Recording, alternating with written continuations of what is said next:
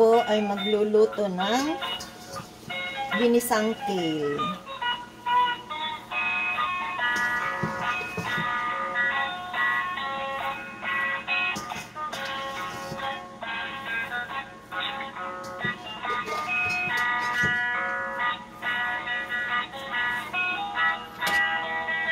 Palambutin natin ang kale at pakuluan ng mga 30 minutes kasi medyo matigas ito.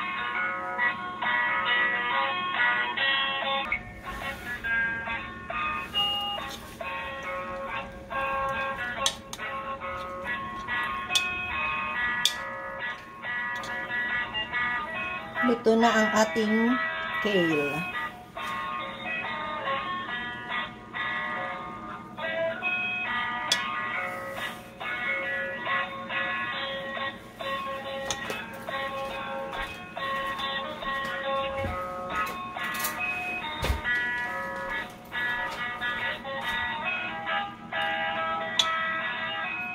Tikman natin.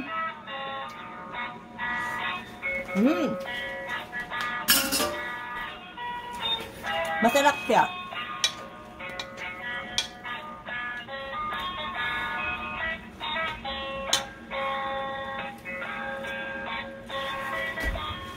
Ipakita ko sa inyo ang kale yan noon.